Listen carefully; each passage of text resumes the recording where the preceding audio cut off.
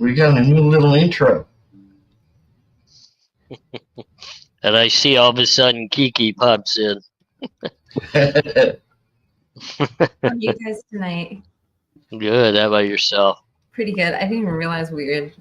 Oh, hey, chat. I wasn't sure if we were live or not. Yeah, I was talking to Robert backstage. It's just Robert and I, and then all of a sudden I click in and click out, and here you are. Well, I think Robert would be very disappointed with me if I was late again. So, I'm So I was just talking to Robert a little while ago, and you said you were opening with some rather sobering news. Yes. Yeah, I want us all to think about Tommy Jude. He suffered a massive heart attack this past Tuesday. He's a fellow content creator like us, and he's a very valuable part of this community. So everyone, please say a prayer for him and keep him in your thoughts. Most definitely. Very, very sad news. I actually, immediately after hearing about it, I just barely heard about it today. I had a couple of people reach out and let me know. I quickly jumped on to see if I could find a flight out because, Tommy and I have been going back and forth at each other's necks for 2 years now, and I think I got to go out there and harass him back into good health if I can. Yeah, putting all differences aside. Yeah, I get excited. I can just see you going, come on, man. You got to do it. You got to do it. You got to do it. Get well. I'll get his heart beating again, trust me.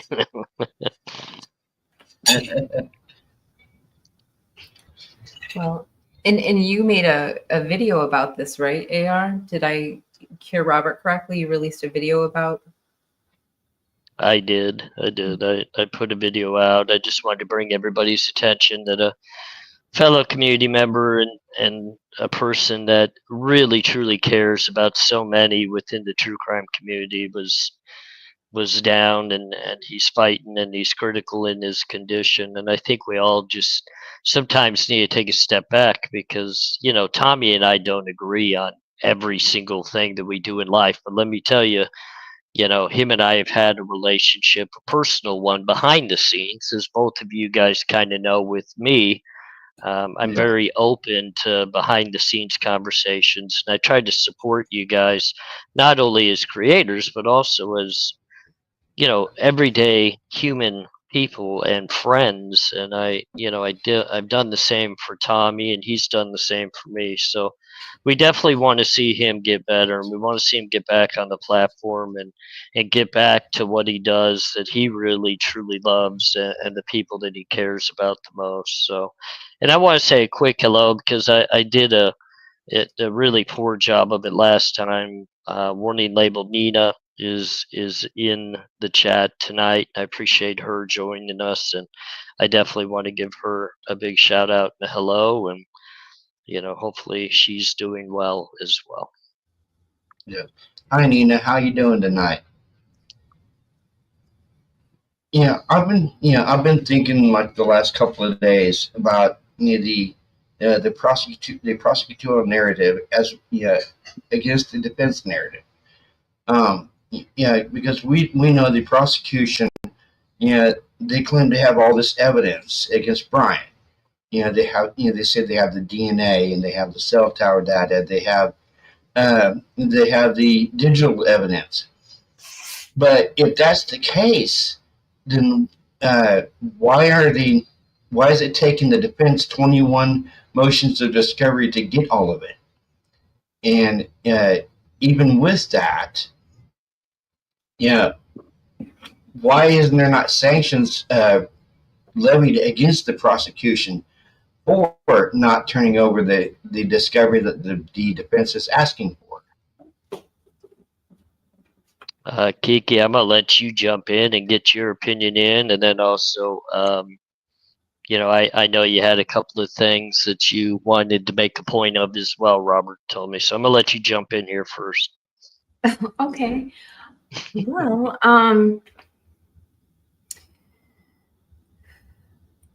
so I think that the general consensus around, I don't know. So if I had to list out, I guess all I can do is list out the things that I think that the prosecution might be withholding. So, I mean, first and foremost, we see the battle of IGG, and we don't know if that's what everybody's referencing as a confidential informant, but that could be it. So that's the first thing. The second thing is as of September 6th, we knew there was still outstanding metadata for the prosecution to hand over. So that's another thing it could be. We know that in one of the hearings, Ann Taylor hadn't received all of some video that she was looking for, and it wasn't a video of Brian's car. So that's another thing that it could be.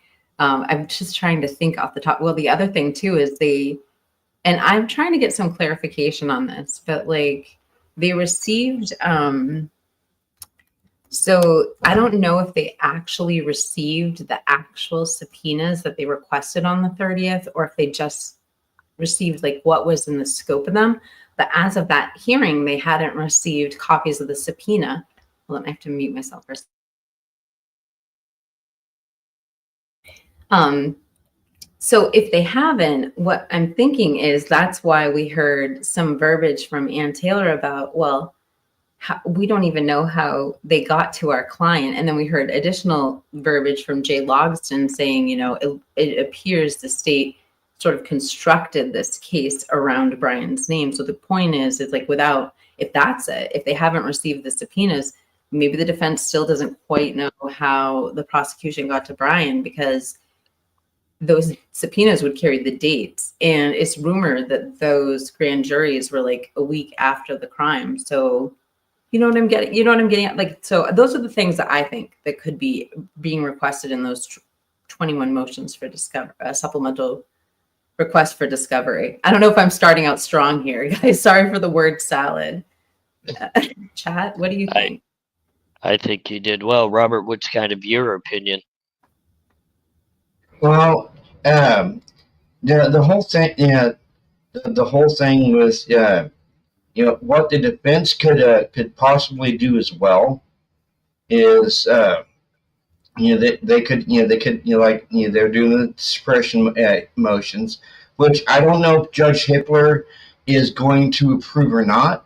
I mean, he seems like he's a very by the book case law type of judge, and I mean, he could very well deny the motions to suppress. But you were saying something, brother, about there's going to be a Franks hearing, and was what all the prosecution is doing in this case. I think a Franks hearing is warranted because I've never seen a case that goes all the way up to 21 motions of discovery, and this is yes, it's a high profile case, but at the same time, I believe a lot of the evidence is circumstantial. It's circumstantial evidence, because if it was strong evidence, the prosecution would have no problems turning it over. It feels like that they're stalling for some reason. Yeah, so I kind of have a thought process, and I'll kind of jump back to my gut feelings in regards to the prosecution and what I've known through my experiences in life, and what you would factor in as well as being a prosecutor is, in fact, why would you ever even want to bring charges against somebody and file them within the courts to have them arrested, bring charges against them, and start the whole process if you don't have legitimate evidence sitting right in front of you that deems him as the guilty perp of the crime. And in this case, I feel as though Bill Thompson and the prosecution has what they believe to be creditable evidence. And I understand that the defense is now up into the 20-something range of these motions to get more and more of the evidence from them. And I believe what's legitimately happening, and I don't want people to take this as if I'm saying everything's run smoothly and perfectly through the whole process, because I think I've been one of the people that has really gone after the system and the process in my work on the platform than many others. I believe the defense is looking for certain things, and within what the prosecution is turning over and what they're giving to the defense, which could be actual evidence, the defense is digging deeper, trying to prove a point for their defense of their client, but they're still looking for something in that needle in a haystack. So they're continuing to dig, believing that the prosecution does have it, and it just hasn't been turned over to them. And what concerns me is when we talk about 68 terabytes worth of evidence, we know a lot of that is repeat. We know that there's going to be so much of that that's the very same documents, the very same videos, the very same things, just coming from the different agencies compiled into this big file. And that's a tactic used in many cases, not only by the prosecution, the defense does it as well, but the prosecution does it more often to where they will just offload a substantial amount of information to make the defense team have to sift through and dive to find the little needles in the haystacks that they want, compared to be able to get the overall scope of the evidence, if that makes sense to you guys. So at the end of the day, when you talk about why have we not seen sanctions against Bill Thompson and against the prosecution, unfortunately at this point we haven't made any deadlines that would be sanctionable as of yet. I think that Judge Hippler is going to start laying down the line. I think he's going to start putting these deadlines, which he needs to do, and he's going to start really, moderating what's happening here. And then it is possible that you see sanctions, but it's not only going to be against the prosecution. You could possibly see sanctions against the defense as well, because we're still past original deadlines for the defense when it comes to certain things they were supposed to file that have still not legitimately been filed, one of them being the alibi. I mean, a lot of people have left that just off the table and stopped talking about that. Brian Koberger has never met the Idaho burden of the actual proof of his alibi. So now his defense should negate all ability to even talk about an alibi at this point. There should be no realm that Brian Koberger could put up any sort of alibi defense at this point, even if just out of the blue he had a creditable witness that could step up to the plate to give him an alibi. At this point, it's over. He can't use it. I mean, it's gone. So people that want to argue with others and say, oh, he's got an alibi, he's got this, he's got that, that is going to be zero part of the defense's strategy at trial. There will be no alibi defense, and I hope people grasp that and fully understand that.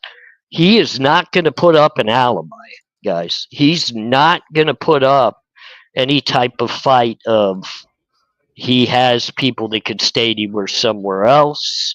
Now, that doesn't mean he can't call experts to say that they can't put him at the crime scene. That's different. That's not an alibi. But he can no longer come up and fight as if he has an alibi, that he was at a party with Bethany 2 states over and she could testify to that. That's gone. And they could legitimately be sanctioned for that as well. I just think Hippler's sanction would be that you just can no longer introduce an alibi defense. When it comes to the prosecution, with the defense continuously requesting discovery, I think Hippler's going to have to look at that and legitimately just sit down with them and say, what in the hell are you possibly really looking for here that has not been provided to you? Maybe I can help you as the judge get to that. But at this point, they just continuously go through that. So we'll see. I mean, a lot of that's going to get negated here. When we get to the 23rd, which, before I don't know if I'm going to be able to make it up there for the hearing. I haven't really talked about it out verbally in front of people, but I am trying to make it up to Boise for the 23rd to try to be present for the hearings for the 2 days. Even have a nurse willing to travel with me, which I think is funny. But I think that's going to be very telling. We're going to see a lot of telltale signs within these, the motions for suppression, but I think it's going to be critical to see what this defense subpoenaed witness is going to be, because that's not an expert. So it's going to be very interesting to find out who that is. Yeah, because I've noticed the, one of the motions that Ann Taylor had filed was the fact that she thought the prosecution was trying to hide as experts, and she stated that Brian Koberger is wading through a sea of discovery without a heading because he doesn't know how to defend himself if the prosecution doesn't reveal who his experts are going to be. So it's going to be really interesting to find out exactly who the witnesses and experts are for the prosecution going into the trial. I know, and Swamp, I know that you do an amazing job at, like Robert, of getting into the details of these new docs and things, and I've been scouring through them a little bit here recently to try to get myself more up to date. But I do understand that the prosecution has added supplemental information in regards to some of the experts that are going to be there. What I mean, I think one of my main comments that I would like to kind of give is I think the prosecution and the defense attorneys, being from Idaho, should know how the court systems work. But I'm not sure that they've legitimately gone through a trial of this magnitude, this much of an glaring eye on it. I mean, everybody is going through this case methodically with a fine-tooth comb, monitoring everything that's happening. So when the prosecution filed their paperwork in regards to the experts, should they know exactly how to do that? Absolutely, they should. Are they used to doing that every single time? Probably not. I'm sure they know how to cut corners, and they do basic realms, and then all of a sudden in this trial, this case, it's getting exploded out there in people's eyes, and it's getting torn apart and shredded. So they're having to go back and redo things. And I think that's been from the start of this case that we've watched go through the system. I think it's happened both on the defense numerous times, and now it's happening in our eyes with the prosecution. And those that feel like Brian Koberger is on trial and is an innocent man and shouldn't even be there, we're climbing all over the prosecution's documents, really monitoring what they're doing wrong, and then the people that are really comfortable with saying that they got the right guy, well, now they're going off of all the defense motions and they're going through everything there. And so everybody's going to have an issue with the other side's way of doing things. And I think we're methodically working our way in the right direction, and I do feel as though it's going to get worked out. And I think Hitler is definitely the type of judge that's going to force it to get worked out. Or else he's going to start excluding things. He's going to start negating people's evidence, and he's going to start negating people's defensive strategies if they can't get on the same page and start doing this together and getting it right. So, yeah, Warning Labels Nina said 285 police interviews, 13,000 photos, 15,691 pages of discovery, 417 files of phone records, 8,000 video clips of cameras, 10 homes, 11 computers, 17 phones, plus social media. Most important in your opinion, that's all the discovery that the state has turned over. But why is she wanting more discovery if the state has turned over all that discovery? I'm telling you, and Kiki, I'm going to want to hear your opinion, and Robert, yours as well. And I'm just going to give you mine real quickly. I think that Ann Taylor is trying to legitimately figure out how they got to her client because she wants to attack the investigation. This is Ann Taylor's strong suit. She's had cases in the past where she's done this. She's attacked the investigation, she's attacked the process and the procedure, and she's been able to get a win in a case where later it came back that the guy was actually guilty and got sentenced as guilty. But she is a attacker of the actual process, and if something is awry, she's going to go after that, and she's very good at it. And I think from the beginning of this case, she's been all over that.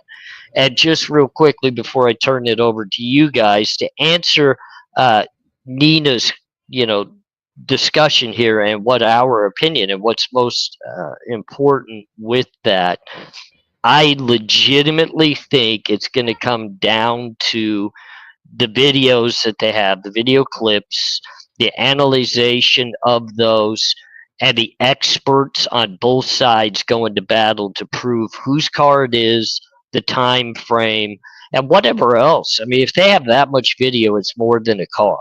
I'll tell you that right now. It's more than a car. Yeah. For keeping as many things as they actually did, there's something there, and it's gonna be very interesting to see that play out. That's kind of why I want to be there for the suppression hearings, is because I feel like if I'm there firsthand, I'm going to be able to absorb more of what's being said and maybe put my mind into a better state of trying to figure out exactly what does the prosecution have that's being fought to be suppressed so hard. And maybe I could put a little more of 2 + 2 = 4 instead of right now. I feel like my 2 + 2 still equals 0 because I don't fully get the grasp of what legitimately they have, and I want to get a better grasp of that. So yeah. Go ahead, Kiki. You're muted. I was just putting into the chat, if you could please hit that like button for Robert, because I was looking at my phone and he has 9 likes and 25 people in the chat, and it's a Saturday night. So if you guys hit that like button, it'll put it in front of 25 more people. So just please consider hitting the like button for Robert, and maybe let's drop him an emoji. Let's give him the thumbs up or wave at Robert, please, if you could, in the chat. And so I do have a couple things I wanted to add to that, because I don't think you have any mods in here right now. I saw Mark and Betty, and I saw Aquarius. Yeah, Aquarius Yaya was in here, and so was Mark and Betty. You have some really good comments in your chat. I mean, Swirefly's now in here too. Swirefly's a mod. So there were a couple things I wanted to say, in response to what AR was saying. And the first one is,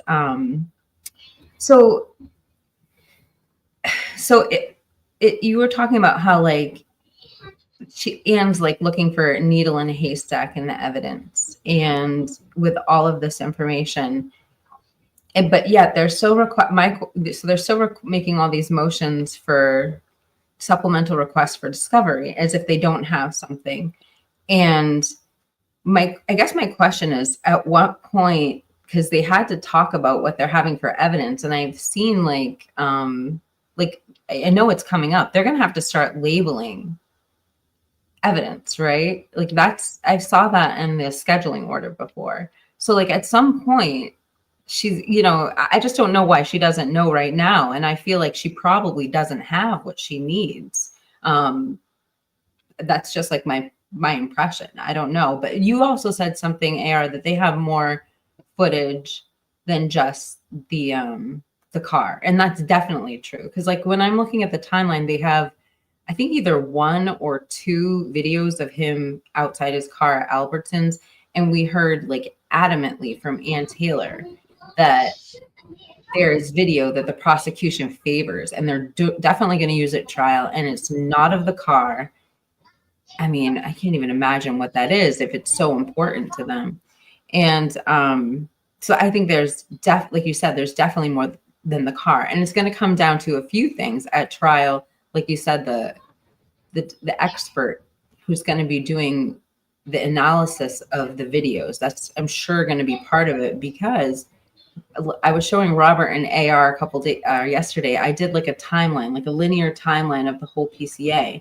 And what's striking is that it's like, it's very tight. So I think all that expert testimony is going to play in, because if I had to talk about strategy, and I told Robert I was going to, bring a few ideas to the table tonight, but like, if I had to talk about strategy, I think that this PCA is their strategy. I think they're going to try and lay out such a precise timeline. It's not going to be arguable. I know they have a lot of theory as far as the route. I don't know where it's at right now, but I do think that that's going to be their strategy. It's like they know exactly where this person was at all times. And then that comes to Brian's alibi defense. And we were just mentioning that he never provided an alibi. So therefore, maybe he's not going to be able to say an alibi at court. But I mean, I guess where my question comes in is, the dates where he was required to turn over the alibi, were those dates vacated when we had the venue change? You know what I mean? So like, did he still have more time to provide an alibi? I don't know. What do you think, chat? And what else do I see? I'm gonna answer that. Like eventually they're gonna have to show what their evidence is. And it feels like that whole like searching for a needle in a haystack, I don't know what comes first. Like, should he have to provide an alibi if he has no idea if he even has the evidence turned over yet? Well, I'm asking the right questions. I don't know. No, that's a great question, but you have to realize this isn't a deadline issue when it comes to the alibi. This is Idaho governing law. This is written into their statutes and their law of a time frame you have to disclose your alibi defense. They're well past that.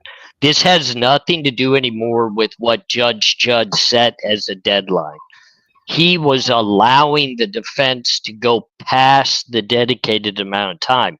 That does not mean that Judge Hippler has to honor that, and it does not mean that Judge Hippler has to let anything in at this point in regards to an alibi, because it's past the time frame. It's done. It's over. But can Hippler make an extenuating circumstance and reopen that door? Of course he could. Hippler could also make the decision that we go all the way back and we go to a, pre-trial, whatever he wanted to do, hearing, and throw out the grand jury if he wanted to. It doesn't mean that's what he's going to do, because he's very by the book. He's very law-driven. And I have a very gut feeling that discussion in regards to alibi defense is done and over, and Hippler's already talked to them all behind the scenes, said, okay, we're moving forward. Now we're into the actual suppression of evidence. We're far past the alibi defense now. So. Yeah, like Heather just said in chat, she gets pretty sure Ann is not using any alibi defense. No, I mean, I hate to tell you, well, I don't hate to tell you, but that's such a stupid comment I just made. But, I hate to say it because, I'm one that obviously has sat here and said time and time again, I don't think they have the right guy. But at the end of the day, I also know they can't come up with an alibi. So I just to iterate with real quick before I turn it over to Robert, Swamp, you were talking about the video evidence of them having certain videos of him at Albertsons and these various videos. I still 100% within myself believe they are utilizing that August 21st video, the body cam footage of him being pulled over at a traffic stop. And there is something real and there is something deep about that, because when Jules of all trades, and great work on her part, she literally put in to get that information and to get that video, and they declined it, stating for a reason that it would build bias against Brian Koberger in his current case. So that kind of tells you something. They're withholding that because it's going to be utilized at trial. Hey, sorry about that. Yeah, sorry about that. My daughter came up. Daddy, help me with my password for my computer. But no, what I'm thinking is, okay, here's the thing: if they came across who he was on the 29th of November, okay, but they didn't get the hit on the DNA until the 20th of December. How come they didn't bring him in for questioning between the 29th of November and the 20th of December if they knew who he was by the the security, the police officers there hitting his car with the at like 12:28 a.m. and then another one at like an hour later. If they knew who he was, why didn't they bring him in for questioning between the 29th and the 20th? I believe they did. I believe that he was interrogated. I believe he was talked to. And maybe people don't agree with that. I understand why they wouldn't, because there isn't any proof. I'm just giving you my opinion. I have a very gut feeling that he was on the radar for something after August 21st of the traffic stop, and he had been talked to by law enforcement numerous times about something even prior to this crime happening, and I believe he was interrogated after this crime happened. Well, they definitely, we saw that he did have some interrogation in the paperwork after he was arrested, but that's interesting, and that would make a lot of sense. I still don't understand why they wouldn't have a DNA sample, but I don't know, maybe they were. Why would they have a DNA sample? Just because you go in for an interrogation, they can't get DNA from you. They can ask you. They can ask you for it. You just decline. It'd be. Yeah. And I don't know why somebody would decline in such a public safety moment.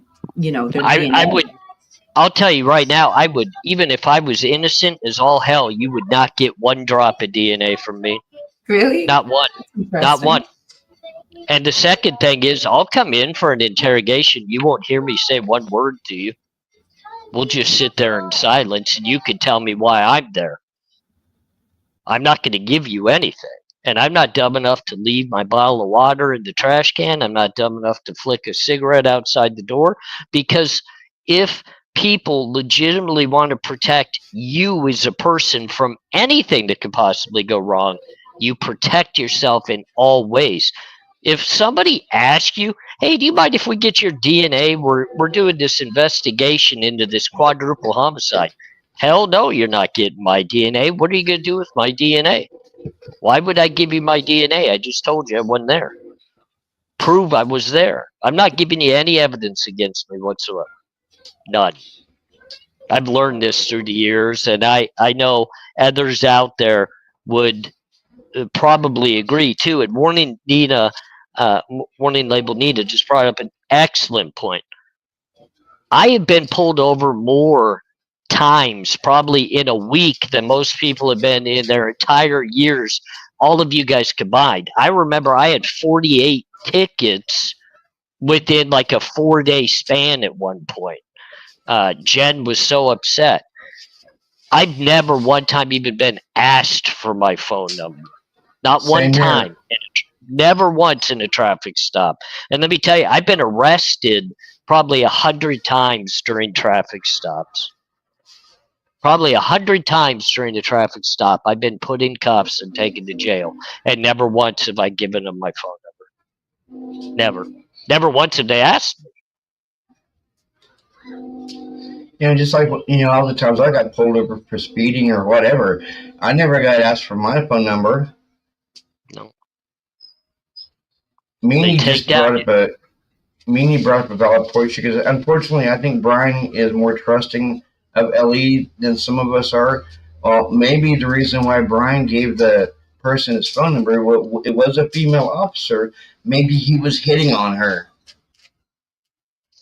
I don't know. I mean, like I said, until we could see that August 21st traffic stop, I'm not sure we're ever going to quite understand what legitimately went down during that.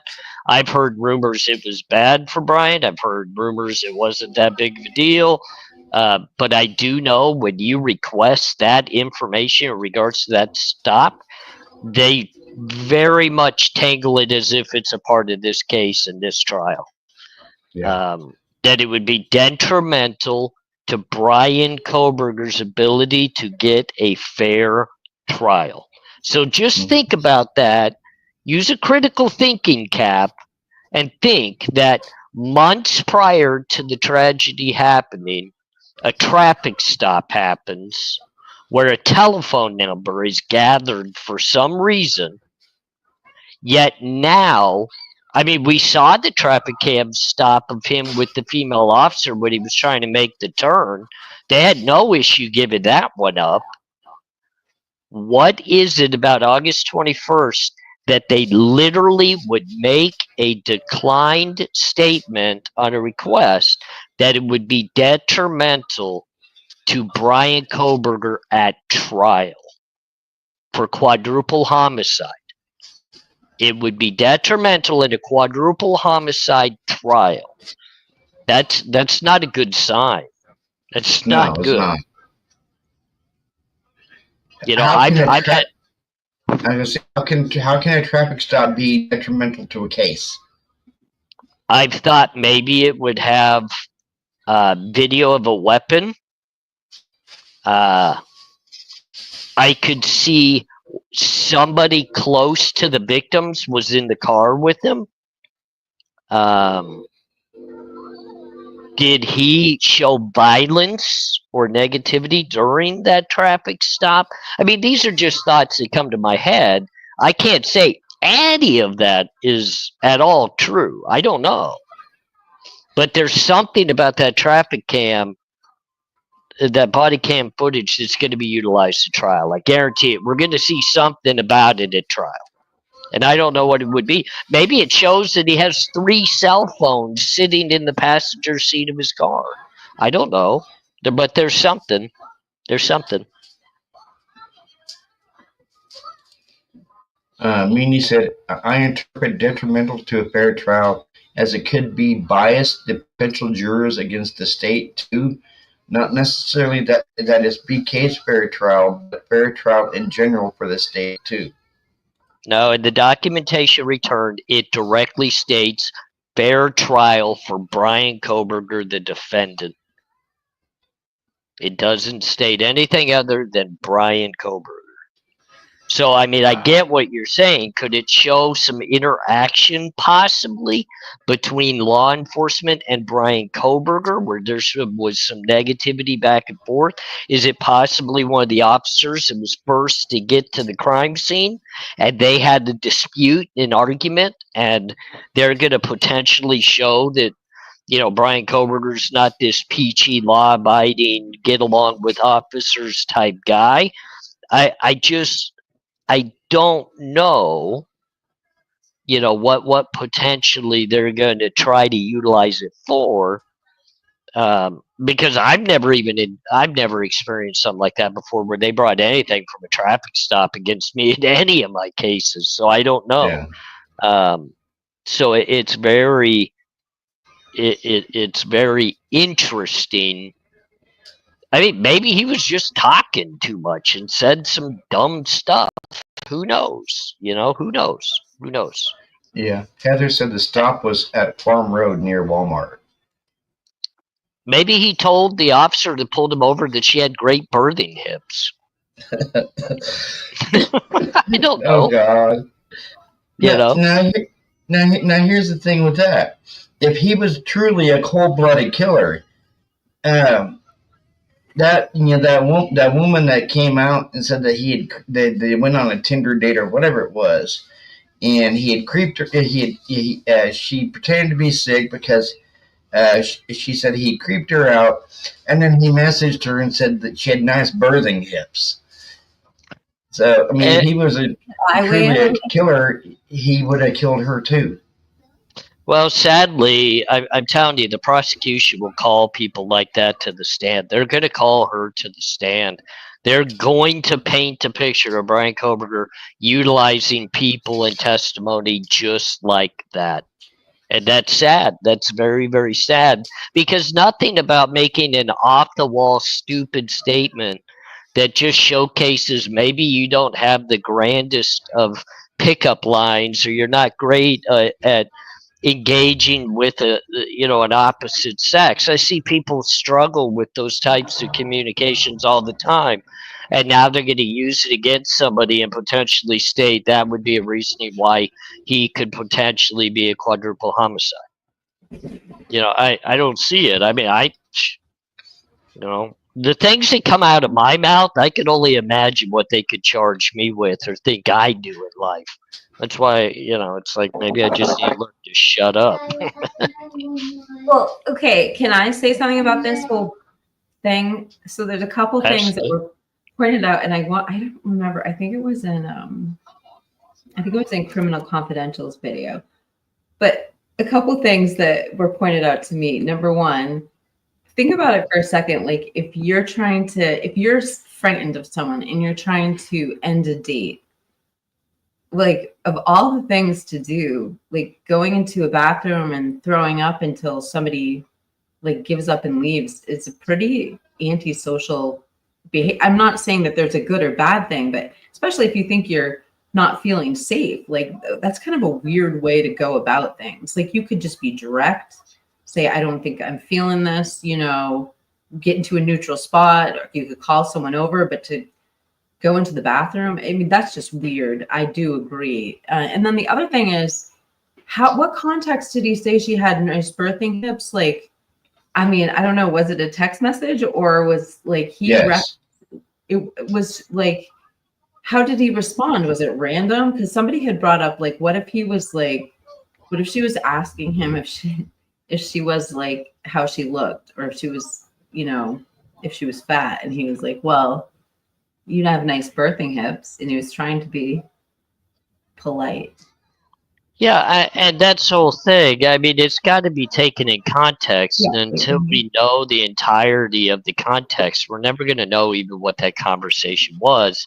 And to be frank with you, I can't just believe some random girl that comes out of nowhere that wants to give a statement about Brian Koberger after he's arrested for quadruple homicide, when she could have potentially came forward if she was that in fear that she had to go force herself to throw up and hide in the bathroom. Why not file a report? I mean, that in our society now, I think it's getting to the point more people are reporting things than not. And for her not to kind of showcases to me, she actually probably wasn't as fearful of Brian Koberger as now she claims to be. Yeah, I mean, nowadays we have the Me Too movement. Well, and I follow something kind of the Me Too movement. Well, and I try to explain to people, like, I have 3 pit bulls at home that I love dearly, and I know their personalities. But every time I take them for a walk, I bump into people that want to use some sort of lame thing that they saw on YouTube, or their feelings that other people have filled them in about the breed, but they've never even met or know the breed. So now it's like I have the same gut feeling. Who's actually reporting what this girl said? Because I don't think she came forward and did an interview. I don't think that, we've seen her say these things. Who the hell said them? Where did it come from? That girl, the girl, the birthing hips girl, Mm-hmm. she inserted herself, I'm pretty sure, into the entire conversation. Like, she was one of the first inserters. No, that was the one that drove him to go get narcotics in Pennsylvania, and she got so upset, and then she did a couple of come out discussions, and then she went back into hiding. That's a different girl. That was his friend from high school. This birthing hips girl, I guess she came out for her 15 minutes of fame, and she got it. Now she's gone back into the woodwork. Well, I'm going to ask, because I know Heather and a lot of you guys, and both of you guys are engaged with amazing researchers and people that have, the ability to find these things. If anybody finds that interview with this young lady, I would love it to be emailed to me or me directed to where it's at, because I would really like to see that. I know where you can find it right now is Chaos Sector. Well, I wouldn't make Robert dig for it right now, but I'll send you a copy, because Chaos Sector did a reaction to the entire. And I mean, I don't know if you guys remember correctly. Was she talking to TMZ? Wasn't it an interview with TMZ that? Yeah, I think it was an interview with TMZ. Yeah. So it was pretty brief, but they did their real soundbitey interview where, she didn't just talk about it. They said, and now blah, blah, blah, sat down to, watch the movie. And she, and she goes, and I got up and I'm not doing a good impression, but you know what I'm talking about, Robert. I'll definitely go back and I'll look and I'll see if I can find that, because I would definitely like to get in there and look at that again. It's bizarre. It's just, I don't know. It was like, if it wasn't so early on, it would just, it had the feeling of that smear campaign. It was just, I don't know. I don't know where the line is drawn. Where do you go to the media? You find out somebody is accused of such a horrific crime. Do you immediately go to the media? Do you go to the police? Do you go to the police and do they say, well, go to the press with this? Or do the police say, maybe hold that story close to your, those cards close to your chest until trial? But what happened in that chain of reaction? Because you remember there was another one that it was just so weird. You saw the insertion. It was the girl from Pennsylvania that said she was a cheerleader that Brian had asked out. Do you guys remember that? And it was just so weird. And it's why, did you go to the police with this information? And did they say? They didn't say go to the press, so you just wonder, how did the story end up on the front pages? Especially birthing hips girl. You think she would have gone to the police and been like, is this valuable information? And the police aren't going to be like, well, I think you should go to TMZ with that. Or maybe they do. Well, I don't know. And I have actually a lot of questions in regards to almost exactly what you're talking about is, how is law enforcement handling this? But even more so, I want to look over at the FBI, because I still go back to very early on when the content creator Anna Elise released, before the actual PCA even came out, that FBI agent, who was a friend of her husband's or something, told them about the knife sheath being found under Ethan's legs or whatever. Mm-hmm. And I'm thinking to myself now, even to this point today, I'm like, how does that conversation come up? And why would that FBI agent be okay with you releasing that via your YouTube channel even before the PCA came out? I mean, and nobody within the prosecution or law enforcement side of things said, "Oh shit, wait a minute, what just happened here?" Because that's not even I mean, what that FBI agent? How'd they get that wrong? I mean, but then to Yeah. give it to her, All right. and then to watch it be released and not say, "Hey, hold up, you got to take that video down." Like if that was you or I or any of the three of us, oh man, our YouTube channels would be put on hold. We'd be taking that video down. You know, we probably wouldn't be able to talk about the case ever again. And Annie Elise is just like, oh, I'm friends with the FBI, so I'm gonna let everybody know about this sheath that, you know, is the biggest piece of the case. I probably shouldn't be talking about it, but I'm even gonna give misinformation regarding to where it was found and how it was found. And nobody told her to take that down. Like I could still go back and get that video to this day. Yeah, Annie Well, Elise probably thought. Annie Elise probably thought, "Here, hold my beer." Wait, what? I said, What? Annie Elise probably thought, "Here, hold my beer." Annie Louise, like I heard that video had been taken down because we had people looking for it in Discord the other day, and I do vividly remember that. And I mean, I want to bring up while we're on that subject. So it was like we didn't only have this alleged leak, which was she was friends with the wife of this FBI agent, but there was another FBI leak which was to Bloom, where he claimed he had like 4 FBI agents leaked to him. So it's just interesting. And then you bring up a good point. When we fly too close to the sun, we get burned on YouTube. So why is it that certain channels that have such reach are allowed to stand? Because right after that, right after Idaho 4 is when we started seeing Annie Elise doing those specials. Was it for Law and Crime Network? So she was under contract with a big network. And then you wonder, like, Here, I put it on screen. there Well, I you mean, go, News Nation and Court TV. I So- didn't even really ever talk about it. You guys know that my channel got shut down for about a week over a video I did that they absolutely demanded that I not only take the video down, but I supply it to certain people in Idaho based upon like the things that I said in my video. I don't understand. So- What? Yeah, I completely got reprimanded, and this was a while ago. This wasn't recent, but completely got reprimanded for a video I did and what I had to say, and I had to supply it to certain people in Idaho for them to even okay that I was able to come back to YouTube. Like YouTube completely locked me down.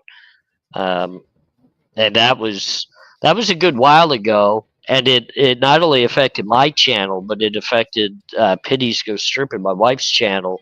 It locked both of us up, and that's why like I don't have much. If you notice, I don't do like lives on Pity's Go Stripping with my wife anymore or anything, because I got myself into some trouble. So you know, Wow. I had to be very careful.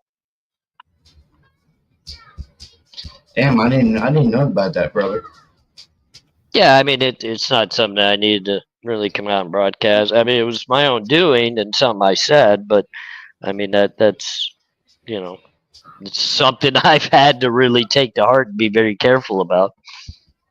But then I watch other people that go just flying off the edge with things, and it's crazy to watch some of the stuff, and you know, you think within yourself, you're like, well, man, I got nailed for X, Y, and Z, and I see X, Y, and Z plus more in these descriptions and channels, and it's like, okay, all right, I get it now. I don't. I'd love someone to explain it to me. Why is it that you get reprimanded for something and like other people don't? Yeah, I mean, I got reprimanded pretty hard too. It was not a fun situation. Not it wasn't fun financially, and it wasn't fun in regards to I guess my route that I was going at that time when it was the content that I was working on. I had to completely shift gears from what I was working on and go a completely different direction. And a lot of people are like, wow, why isn't he continuing this series he's working on? And it's like, okay, well, I can't do that anymore. I can't even talk about why. I gotta go a different way. AR, I know what series you're talking about now. I can, yeah. I mean, I was gonna wonder if you could put it into context for us, but now I know which series it was. Yeah, well, I also have to say you're also an artist, and like we appreciate what you do. And I'm sorry you went through that. Yeah, I think I know what series he was talking about too. I'm like, what happened to part 2? Because I really love watching your videos, brother, and I do dissect some of them, trying to get my game up as well. So I go back and listen to your videos, and yes, I leave you a like, I always do. But I'm trying to get my game up there too. So I think you guys are doing great. I appreciate both of your kind words in regards to what I do, but I really enjoy watching not only you guys, but I venture out and I listen to a lot of different people and the creativity that they have. And I watch both sides of things. I watch people that feel as though Brian Koberger is the committer of the crime, and I watch people that feel as though he's not the committer of the crime. And I feel like I do that to kind of keep myself balanced, because I really believe that if you're going to be successful doing true crime discussion, you have to be open-minded and hold yourself accountable that we can't dictate ourselves whether someone is innocent or guilty. We can express our opinions, but we need to also stick to actually discussing the case on a factual basis. And if I begin to make up things to fit what I feel my opinion is, I'm no longer presenting it as true crime. Now I'm presenting it as, AR's story to the Idaho 4. You know what I mean? So I think that we have to be open-minded. I think you guys do a very good job of that, even though you have your opinions and you stand where you feel what has happened or what might not have happened. I think you do a good job of discussing an overall bubble of that, and I appreciate that too. now, I want to welcome Truth Exposed to our chat. Yeah, I think it's the first time she's been in our chat for.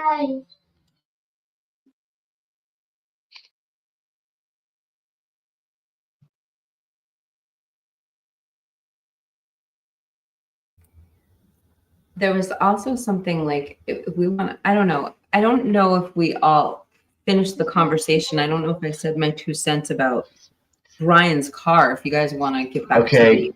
Go ahead and do your 2 cents. So like this traffic stop, like, I mean, I don't know. We said something about like we got off on the birthing hips girl, and we never really went into the traffic stop. And I know you guys kind of talked a little bit about what you think could be on it. And definitely Jules is saying it's something that could be prejudicial towards Brian. And we were wondering what that could be. And you guys speculated a little bit. It could also, I saw it in the chat, it could also be nothing. That's another thing.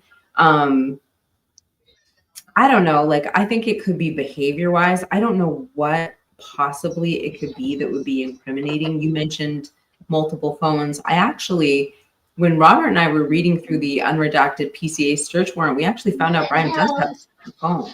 So he probably did have 2 phones. What could be prejudicial? I mean, it couldn't be, we know he's there. So the actual presence of him, if that's for whatever that's worth, proving some sort of like surveillance or something, that can't be it, because we know he's there. What difference does the video make? His condition, we know it was a seatbelt violation, so we know it's not like anything lewd or lascivious that he was doing car.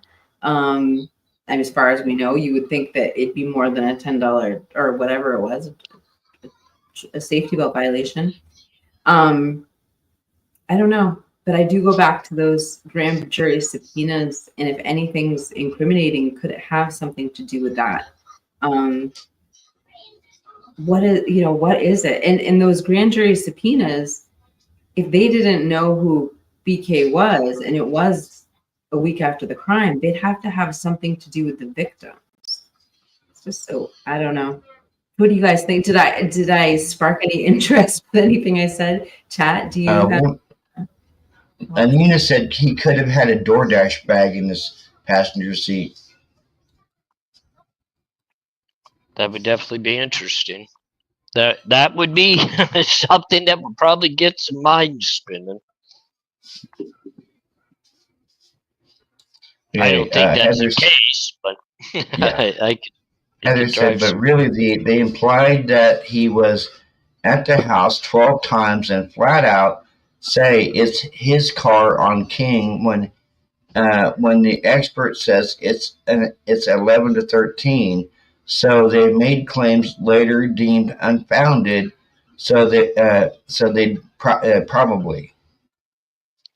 You know what I had somebody tell me the other day, and it was kind of interesting. I blew it off at first, but now that we're a little bit into this discussion, I kind of thought about it. And one of the reasons why I was blowing it off at first is because, so many people talk about how a victim's identification was found in his car or whatever in Pennsylvania, or wherever they say they found identifications. And from what this individual was discussing with me, and I found it quite interesting, was that during that traffic stop, there was a potential that Brian Koberger, during the traffic stop, was actually pulled over with some sort of false identification in his car, false credentials, as if maybe like a pass to get into something at the university he wasn't supposed to get into. But also, he could have possibly had somebody else's IDs in the car, and then they ended up letting him off when he was able to explain it was just somebody who forgot their ID in his car.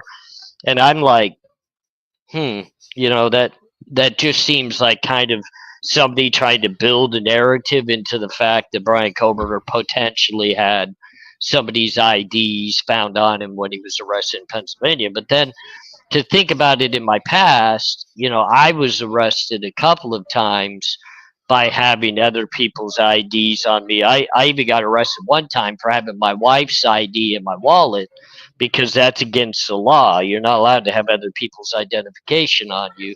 And my wife's ID and credit card was in my wallet with my ID and my credit cards. And they actually arrested me for that. And that's because of my past, my history. But, it's like, wow, that's really weird that, some people are talking to me. They potentially at their traffic stop had some sort of false identification or something on him. Or did he try to use a false name, or what happened? Those are things that are just so interesting, but we're never going to know the answer to, Yeah. Mute The myself. Truth Exposed stated forensic advancements in autopsy methods. That's the stuff I like. Yeah, and Truth Exposed, you are so knowledgeable into that stuff. There are times, and I know you and I have had our difference of opinions and difference of many of things, but I have to give you absolute props in the fact when you speak upon some of these things, it's amazing the knowledge you have, and it's very intriguing because I have no clue about 90% of that stuff, and it's just really cool to hear somebody that has that knowledge. Whether we like each other or not, I don't know, but Well, like one of the things I was thinking about this traffic stop is like, so if what they have is so incriminating, why is it that at times it sounded like the defense wanted the gag order release? Like, could it be that bad? I don't know. Or is it something that they're interpreting as bad to him? I wonder. I don't know.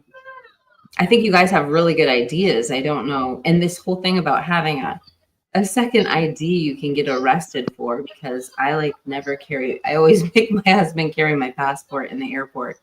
Or, you know, when we're traveling and stuff. I didn't realize that was like against the law. But I believe arrested for it. So I mean, well, I used to create fake IDs. That was a part of what of my crimes. I was able to make fake passports, fake IDs, fake checks, fake credit cards. Everything would pass checks, and you would be able to walk and fly to London with the the passports I was able to make. So, of course, if I got caught with stuff in my wallet, they were going to arrest me. But it is literally against the law to have other people's identification, passport, things of that nature. It's Okay, against. Truth Explicit, AR, I don't dislike you. I just don't like people blaming victims or shaming survivors when they have been cleared. That's understandable. That's understandable. but what? I have no disagreement with her comment actually whatsoever, because I think in situations like this, I mean, it's always an extremely tough discussion when you get into a case like this, because you do have to be very, very careful in the things that you state and the things that you point at, because I don't want to take legitimately a completely innocent person and then just shame them and bury them based upon my feelings or my thoughts. That's unfair to that individual, and I agree. However, in discussing theories or thoughts, sometimes people that are not named in the crime typically can come up into those discussions, and that's what's difficult about discussing things like this. But I'm not going to disagree with what you have to say. I mean, I think Yeah, it's a good comment. and yeah, she went on to say, survivor of a mass killer and a two-time murderer. Now, is she two-time murderer? Is she talking about Brian here? I don't know. I don't think Brian's a two-time murderer, so I don't know. But Not now proven. I do have a question for you, brother. Do you feel that that Dylan or Bethany will testify in the trial, and if so, would they be labeled as hostile witnesses and like the courtroom vacated? 100%. There's no doubt they're both going to have to take the stand. What they do when they take the stand is going to be very interesting to see. But there's no chance at all that those two are not on the stand. There's no chance that other people around us, Jack Showalter, will be on the stand. David Loach and Barracuda from the frat house will be on the stand. Jack D will take the stand. These are all people that are going to build a discussion of what was happening that night. They're going to be able to talk about the frame of what was Kaylee and Maddie's mood, what was happening, what happened at the frat house, who saw it. And I believe it's going to be more so to build the prosecution side of things than it will be the defense. I don't think any of them are going to take the stand to testify to anything that's going to benefit Brian Koberger. It's going to be more interesting. The discussion's going to be more interesting outside of that. The discussion needs to be, who is the defense going to be able to call that's going to legitimately benefit Brian Koberger? We know the players that are going to be called that are going to either build the picture for the victims or they're going to be able to benefit the prosecution. But what's going to be even more important to learn and find out is going to be who is going to take the stand for the defense. I mean, you Now, don't do you think think maybe Bethany Brian is is? gonna take the stand? Do you think Brian's going to take the stand? No, Brian will never see the stand. Kiki, I was trying to hear your question. I'm sorry. What were you asking me? Well, well, you guys just hit me with like another fascinating statement. But the first is, so that I would ask you, you don't think Bethany will take the stand? I mean, because I know we don't have anything too official about Bethany, but we do have a couple of statements from the families that they've made questioning, and then we have that statement from what I'm getting at is that clearly there was a lot more in the PCA that wasn't listed, that was probably heard by by DM. And so I think DM will definitely be on the stand because they're going to want to go through all of those things in the PCA. It's such a tight timeline. But as far as BF, I do think we've heard certain things that were exculpatory. And I mean, I'm going to bring up Criminal Confidential again. I was listening to one of her videos the other day, and I mean, I haven't verified any of this. I'd have to go back and watch it for myself. But apparently, Xana's father was like, when he heard about the frat fight, he was like ready to get in his car and drive to Moscow.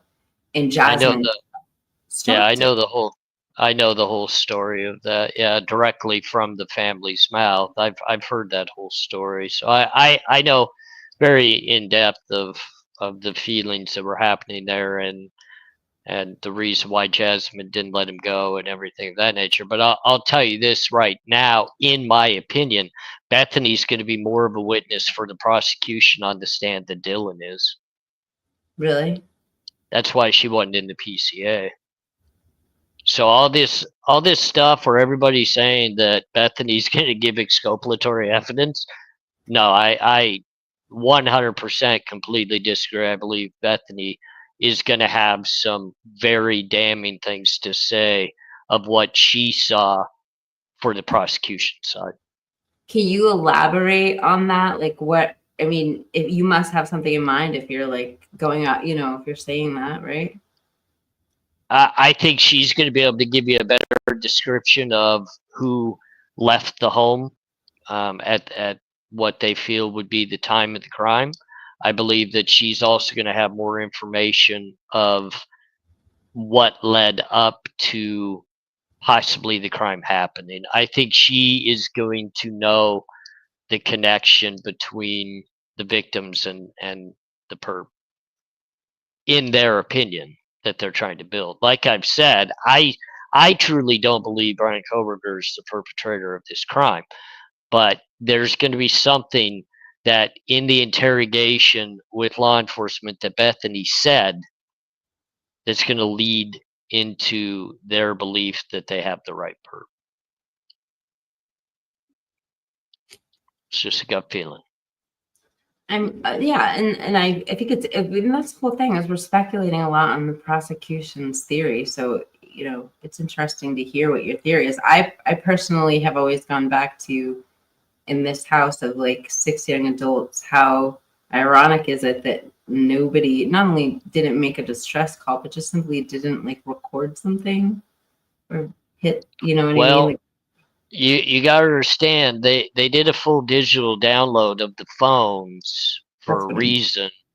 And I know they're going to be seeing what the text messages and what the communication was and what they can formulate. But I have a feeling there's going to be more discussion between those two that's going to come out that is going to play more of a role in the prosecution. You have to understand the prosecution right now, as we're going through these suppression motions and all of these things, if they were completely worried, they have the absolute choice right now to step up to the plate and say, our case is actually in trouble. We feel it.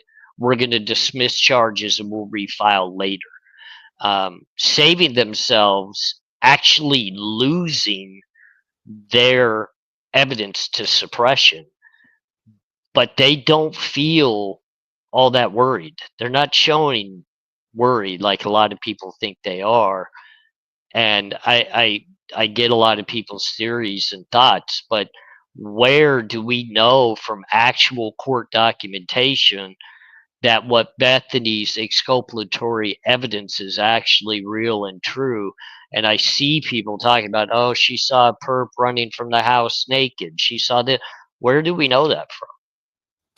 We don't, but we know that Jay Logston said we that don't. what she had, her evidence is unique and material to the case, and unique to her and material to the case and exculpatory to Brian. I mean, we're just going off of those.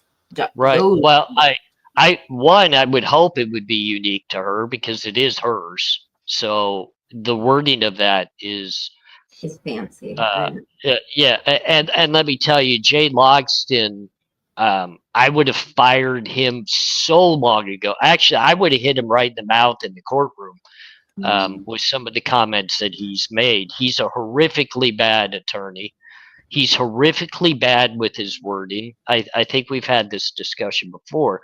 He tries to play these games within his documentation that he puts out to where he feels as though he's slipping out these little tidbits of information to the public that, is creating more of a mass issue within, the very things that we talk about, where we scream at mainstream media for the things that they say and do.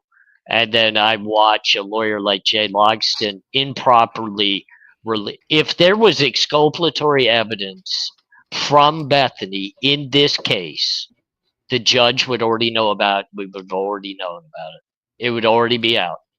We would not still be sitting where we're at right now. If there was exculpatory evidence from a surviving person from the criminal house, that means she knew someone else did it. We wouldn't be sitting where we are right now. And Bethany would not be off on some vacation somewhere getting married to somebody. Sorry. So the term exculpatory has to be absolute. It can't be like an interpretation that's hashed out in court in front of a jury. It's an absolute term. Like she either has. If Bethany had exculpatory evidence, it would have to already have been disclosed, and a judge would have already weighed out whether it was exculpatory or not, because there is no way you could hold Brian Kohberger sitting in a jail right now if somebody was able to give exculpatory evidence about him committing the crime. I totally agree with the exculpatory part. I wonder now, though, his wording was exculpatory then, but I wonder now, is it just favorable evidence for the defense? Sure. Could they possibly utilize something that Bethany saw or had to say for the defense's strategy? Absolutely. Is that what's going to play out at trial? Only Bethany will ever know, because it's up to Bethany whether she goes with that or doesn't. I mean, that's the whole thing. Yeah, Truth Exposed said, the PCA says approximately 4 a.m. The word approximately is the opposite of precisely. And she said, Ann Taylor used the word exculpatory, and Judge chewed her ass out for it. Yeah, I mean, my only feeling that I could share, my opinion, if Bethany had something that literally was exculpatory to Brian Kohberger, it would have been hashed out already in court at the demand of the defense, and we would have had a ruling on it. We'd already all know about it, and there's nothing that I've seen, nothing. And okay, I got some. I'll let you finish, brother. No, I'm done. I appreciate it. I got a question for you, brother, from Kane B. A convict's thoughts. What about the conversation between Xana and her dad? Can you expound on that?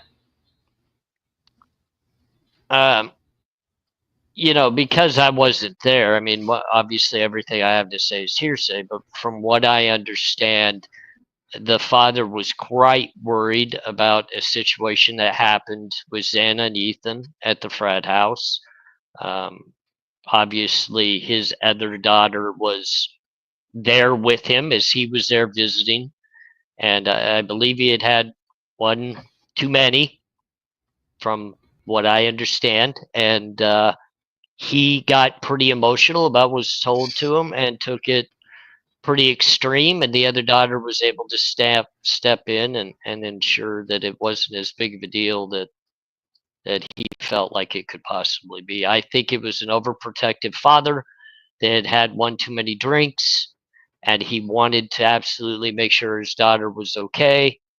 And the situation was handled by Jasmine. So I don't really know what else I could really say about it. I mean, Okay. um, Okay. from my understanding, from what I've been told, they do not feel that that has any part of what transpired later that night, and obviously they always feel bad that they weren't there to protect Xana, but they don't feel as though the situation and the discussion that transpired was the reasoning behind anything that happened. Okay. Well, I got a couple of questions starred. One is warning labels Nina. I think her shouting up the stairs to STFU at who she thought was Ethan and frat guys was maybe what the defense thought was exculpatory. Yeah, I think she's I talking about Dylan. She's talking about Dylan there. Dylan shouting up the stairs. Shut the f up. At the time of when the murders were taking place, because um, uh, because I Dylan thought I it was the frat boys. I mean, what I kind of have an issue with that is Dylan screaming up the stairs would mean that you'd be yelling up to Kaylee and Maddie's room and if it's regarding frat boys, how often are frat boys up in Kaylee, who has a boyfriend's room, or up in Yeah, Maddie's, who has a boyfriend's room? I mean, that's just an odd. yeah. I just don't see it. Like, I don't see it. I don't even see the shut the whatever up context being verifiable or I possible. agree, but I think we have an idea at least of some of what she would say, because we do know what the Chapin family released for a statement, and they said that what she heard was something so loud it sounded as if furniture was moving, a spillover from the frat fight, more than one male voice yelling or something along those lines. Um, But who puts into context that she thought it was the frat boys spilling over from the frat house fight? I mean, where does that come from? I don't know. That was which is what the Chapins put out for a statement. Okay, well, I mean and that's possible. I didn't know the Chapins had actually distinguished that. Yeah, Nina Yeah, actually got it for me. Nina actually got me the post. I posted it a couple weeks ago, and then it just brought up a larger conversation for all of us, which is, then we got into the owner of the company who did the cleanup, and just talking about the biohazard cleanup, and talking about how intense the crime scene was. And then we were having kind of a conversation when I released my timeline video the other day, and we were talking about the ring camera that caught a thud at 417, and it just makes this tight window of time from when the perp left and when that thud happened. And so, I mean, it kind of backs up when you hear that thud, that kind of backs up some of the stuff we've heard from the Chapin family. But on the same note, when we're bringing up the thud, somebody brought this up to me too. Couldn't that be someone jumping or like slamming a door, but jumping off of a balcony, I don't know if that would cause a thud. I think it has to be like someone slamming against. I don't even think someone falling would set off a security camera. Like I think you have to have someone pushed into a, you know, I'm totally going off subject here, but Well, no, and I think that's a very it's interesting loud observation. on the second floor. Like it sounds like from the outside evidence that we can rely on, it was massively loud on the second floor. And I don't know. I mean, I'm not saying this isn't to incriminate or say something bad about the surviving roommates, but it is to voice what people are saying and why their concerns and what their concerns are. And it's good we talk about it because then we can get out both sides of this argument. Well, I think at this point, I'm sure all three of us on panel and many within the chat can agree that we are learning Yeah. very much so. The whole idea that nothing in that house was heard while this crime was going on is false and fictitious. You know, we Yeah. were originally led to believe everybody was asleep. This was an easy walk in, take a few people's lives, get out, no big deal, nobody heard it.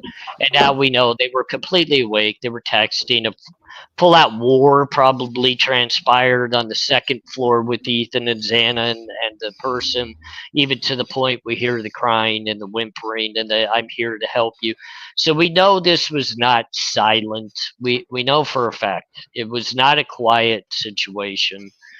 And that's why it's so debatable about what possibly was going on inside that house and why nobody.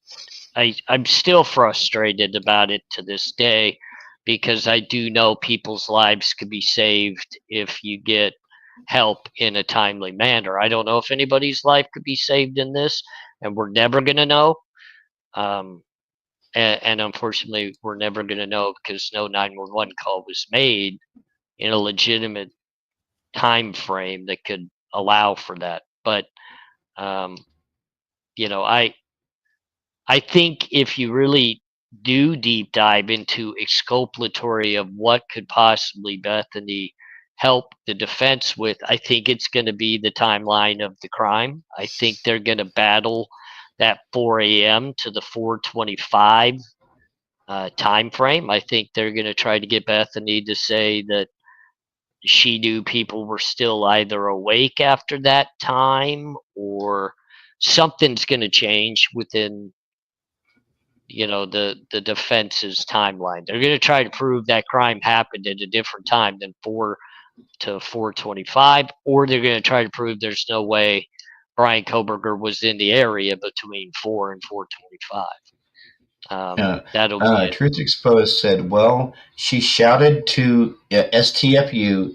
The suspect knew he lost the element of surprise and had to leave. It was too damn risky for him to run into another male in the house. And then I got the other part of that comment starred, especially if that male was awake and alert. And that came from Truth Exposed. I think that's a great comment, Truth Exposed. The only thing I would say is if that were the case, the perpetrator remained in the house for like an additional 10 minutes after Kaylee or Xana. Dylan said Kaylee, the police said Xana. Somebody yelled, there's someone here. And the perp was there for like another 10 minutes. So I don't think he was that scared. You know what I mean? Like he did run into Ethan and maybe that was the time where he's like, oh, there is a guy here. But it's interesting. Ethan had a parking space out front. Like if the perpetrator didn't case this place out, if this was chosen at random, maybe. But if the perpetrator had any knowledge of the house, he would have had an idea, Dylan, that Ethan was there. But like I said, I mean, I think it's a great comment. I just question, that was that was the second thing where there was they heard the dog playing, and then they yell out, "There's someone here." If the perpetrator heard the yell, then I think he didn't run away. He didn't run away then. He didn't think 911 was being called. He didn't think frat boys were coming over. He just stayed for another 10 minutes and continued. Well, and my opinion kind of flows with yours here, Swamp. He didn't leave the house in any type of flurry, hurry, scared, because Dylan was literally able to describe, his bushy eyebrows, which means he strolled out of the Mhm. house. I don't believe he was caught off guard. I don't believe he was caught in a position where he felt uncomfortable in what was happening. And when I say he, and I've been clear, I've made this statement. I don't feel as though Brian Koberger committed this crime. So, um, I I don't feel this person had fear. I don't feel as though they were in a hurry. I don't feel as though they were caught off guard. Um, I don't know. I don't know how to better explain kind of that, to the point that, I mean, it makes sense in this case because nothing about this whole situation makes any sense. It just doesn't. And until I No, but hear motives and thoughts and of why this happened, I just can't. I just can't flow with it. Like when yeah, I heard, see, just like the whole, I had a thought for a minute, Kiki. Just like with just like with the timeline, they said that the murders were taking place from like a little after 4 to 4:25. Um, well, and then we know about Xana and the door, Xana being awake and the DoorDash order. So and then we hear about the murders taking place, and ending about 4:20, and then they state that he's already speeding away at like 4:20, 4:25. Um, I don't understand that. I don't understand that timeline. Um, it doesn't make sense. How can he be killing these people in between, like 4:04 and 4:25 if he's speeding away from the house between 4:20 and 4:25? Um, I mean, I guess where a lot of my thought processes come from is experience. And, I know what it's like to be in a situation where you're uncomfortable in your surroundings, or in another situation where you're comfortable in your surroundings while committing some sort of crime. And I know this is far different than many that I've been involved in, but it's a comfortability thing. And I struggle with the fact that this crime just seems as though it's committed by somebody that's just so comfortable with both the crime being committed, but even the uh, the house that it's being committed in. So I don't know if that really makes sense. There's just no uncomfortability from whoever's committing this crime. They're comfortable. And one, that's kind of scary to think that if they don't have the right person in custody, you legitimately have somebody out there on the move right now that's very comfortable in these type of settings. I mean, I don't know. yeah, I mean, I'd like, But I do have a question for you, AR. It's from Truth and Justice, True Crime with Anna D. AR Hayes question: how does Xana's mom feel about Brian being the person who did this? I have been just so curious about her feelings. She expressed those live on YouTube during her live. She has many of questions. She has just feelings that there's more to this story than what's out there. Um, I don't discuss the crime with her at any point in our conversations. That I mean, I haven't spoken with her here recently, and I think Nina knows exactly why. I haven't had contact with her in a little while. But that's at the end of the day.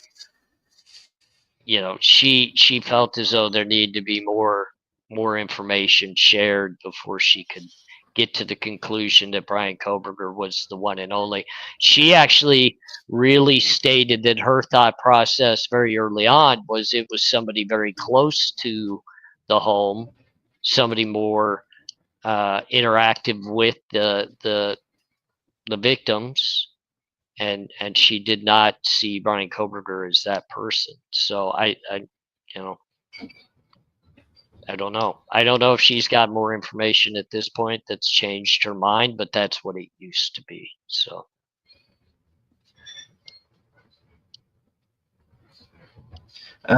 she said, I might have missed that live. I was just curious if I was just curious to know. So yeah, that live was quite a while ago, and it, you know, it was other creators that did that live, and I'm sure many remember it. Yeah. Truth Exposed, she just got a plethora of good comments going off tonight. She says, I want to know what kill strikes happened for us to silence them before they had a chance to scream out.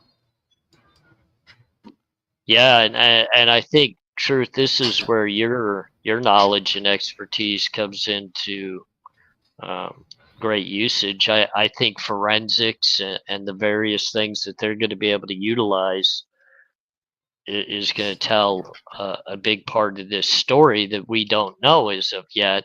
You know, the different, whether is it one weapon, is it more than one weapon, is it different angles, meaning different people's heights, is it, there's so much that's going to come from the forensics of this that there's no way any of us would know at this point. So it'll be very interesting to learn that. I've heard, maybe you can help me out with this, brother. I've heard that the FBI is not wanting to release some of its evidence to the state of Idaho. I don't know why. I don't know if it's true or not, but I've heard that the FBI is not wanting to release some of its evidence that it has to the state of Idaho or the prosecution.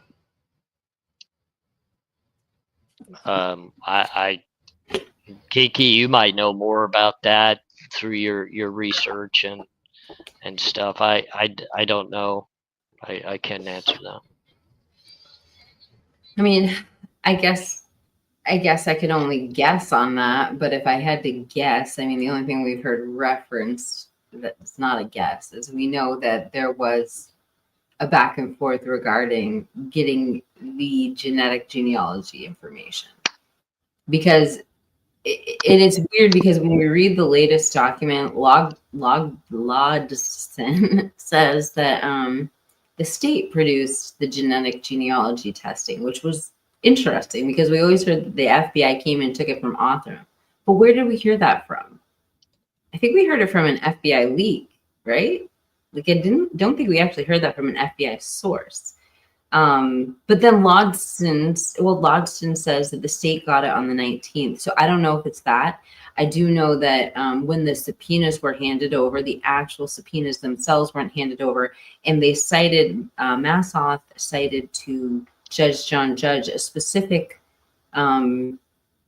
it was like a piece of legislation that you would be able to argue, or a piece of the law where you would be able to argue to see those subpoenas. It shouldn't be a hurdle at all. So I know that there were subpoenas that the feds had. That could be it.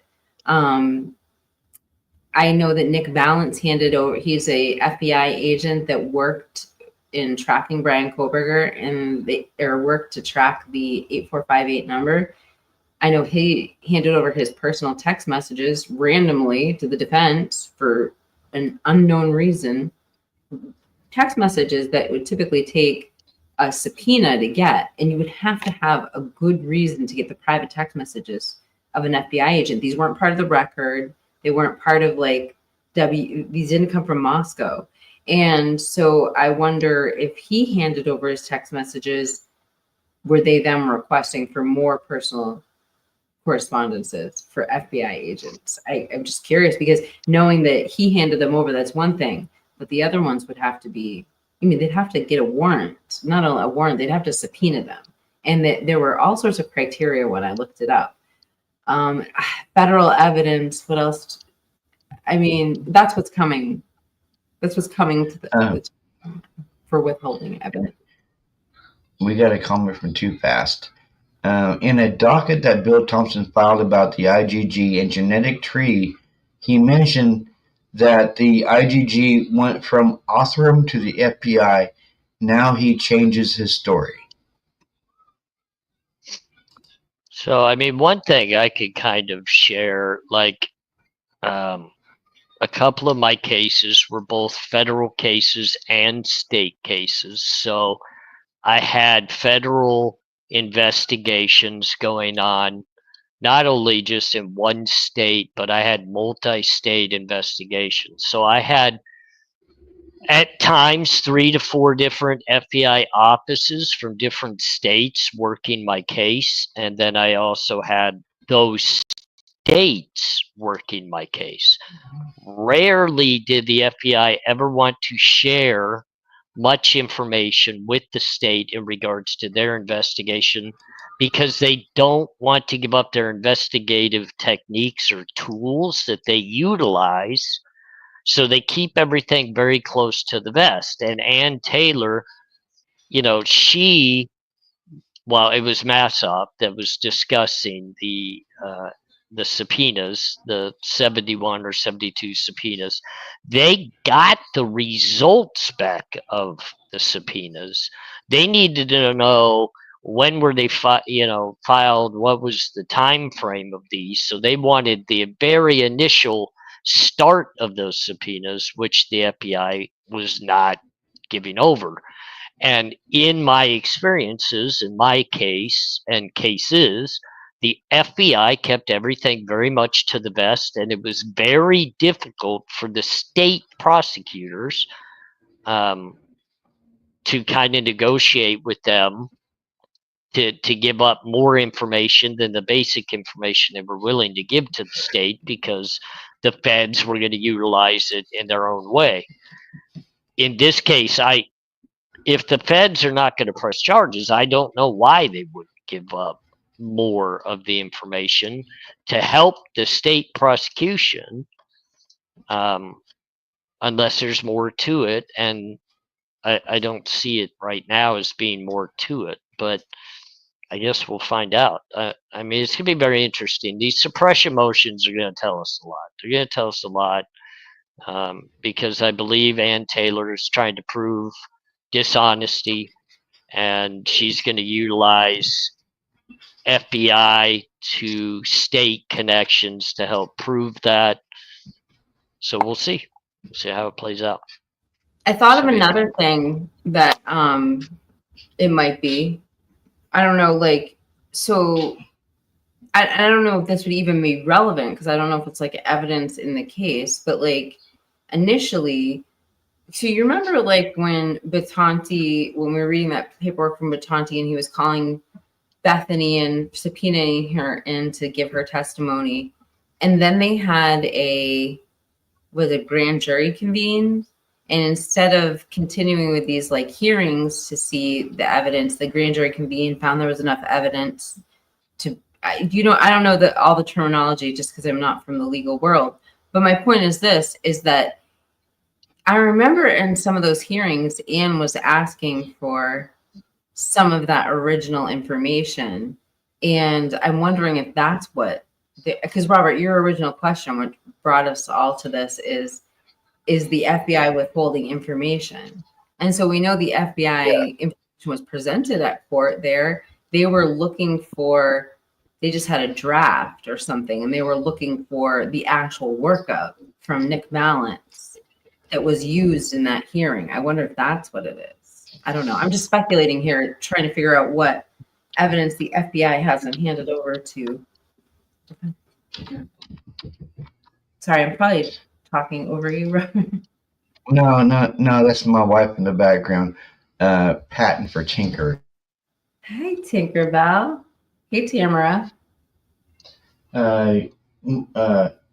Swampero says, hey. Hi. Hi.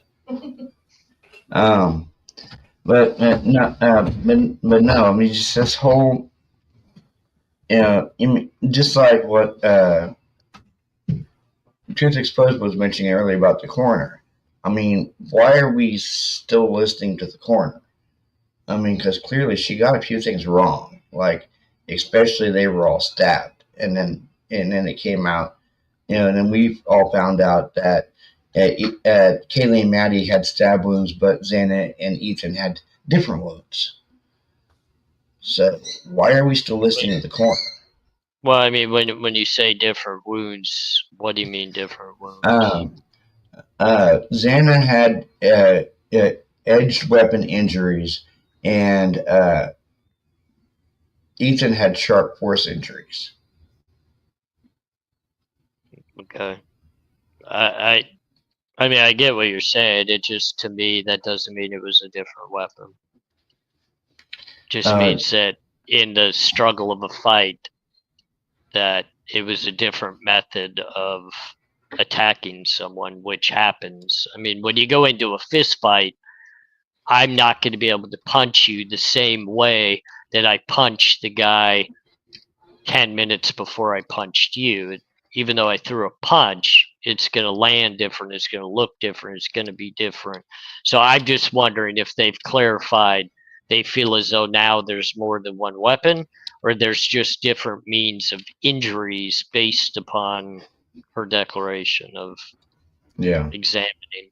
That's all I'm asking. Like, I'm not negating what you're saying. I just I know. I don't fully comprehend.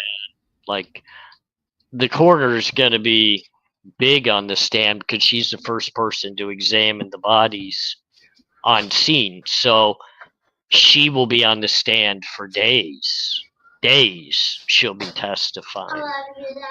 And then obviously you'll have the people that conducted the autopsies that will follow suit and be on the stand for days as well. And that's where the defense is going to try to interrogate, are you sure it's all one weapon? Are you sure it's not different means of death and blah, blah, blah. And the state's just going to get the information of how devastating the wounds and the attack was. Truth Exposed just said K-Bar makes two different models of that knife. One has a blade that's half serrated. The blade is half a razor sharp blade, and close to the hilt is serrated. So K-Bar makes two different knives. I think it's going to be Truth imperative. Exposed said we don't know which model it was. Truth Exposed said we don't know which model it was. Yeah, I mean, we don't. I would think it would be vital for the investigation that they would be able to determine what model it was, especially if they're issuing warrants to find the weapons purchase. If they want to link that to somebody, they better damn well know, okay, well, it couldn't possibly be this version. It had to be this version. And that way they could line it up with receipts of whoever purchased what. Yeah, I mean, like, I think when it comes to the unaliving weapon, there's a couple of interesting points. Like, what is that? That was an annoying freaking scammer. I don't know, but I heard your daughter come and say, "Daddy, I love you." That was really sweet. But to it, Yeah, she doesn't know that her uncle.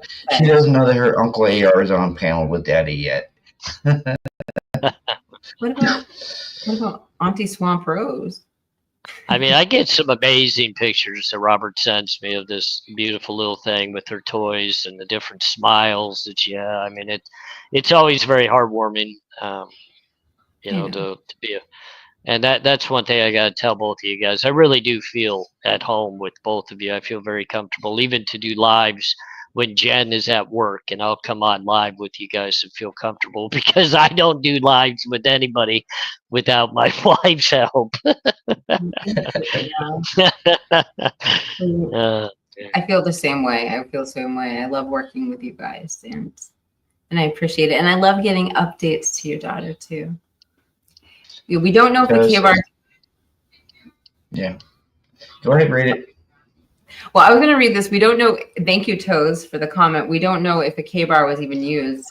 And I wanted to finish my thought about the serration. So my feeling is, in order to have a K-bar be the unaliving weapon in this scenario, it has to have serration. From what we've heard, the limited information we've heard about the injuries, just what you said, Robert, they appear differently because there's different ways to, trigger warning, to make those injuries, to make that cut.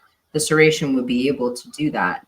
But even taking it a step further about you saying, oh, we should know what they have to know what the unaliving of, they really should, because I've heard that when it comes to a stabbing, there is little like trace elements.